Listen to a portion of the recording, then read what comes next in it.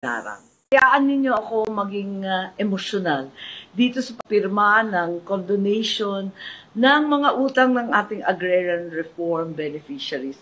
Alam po ninyo ang katotohanan, yung Presidential Decree PD 27, ang kaisa-isang sinulat ng aking ama, Ferdinand Marcos, ang dating Pangulo, sa kanyang sariling kamay.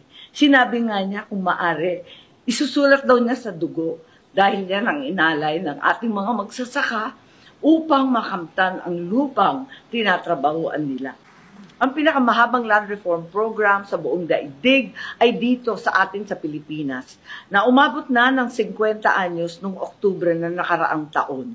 Higit ako nagpapasalamat unang-una kay Presidente Duterte na pumayag na isingit natin doon sa Bayanihan 2 para mapawi ang hirap ng taong bayan dahil sa pandemic, itong pag-condone ng interest at ng penalty ng mga nagkakautang ng mga agrarian reform beneficiaries.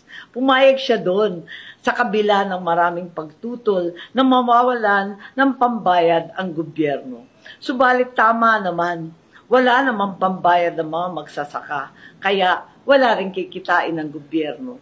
Natuloy ito sa executive order ng aking kapatid, ang birthday gift namin sa kanya, sa sarili niya. Tuwan-tuwa siya mag-condone nung natitira pa ang mga interest. Subalit ngayong araw na ito, yung aking Senate bill ay sa wakas naging batas. At wala ng utang, wala ng paghihirapan pa ang ating mga agrarian reform beneficiaries. Ang ating pambansang awit.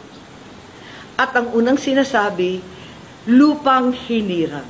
Subalit sa 51 taon, naging lupang hinarang sa ating mga magsasaka. Hinarang dahil sa kung ano-anong papeles at titulong nawala. Hinarang sa pagkukulang ng pondo at suporta.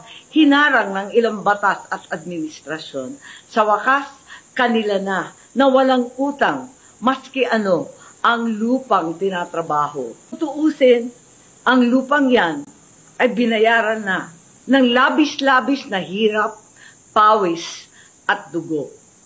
Kaya sa tingin ko, ang may utang ay ang pamahalaan sa kanila. Panahon na.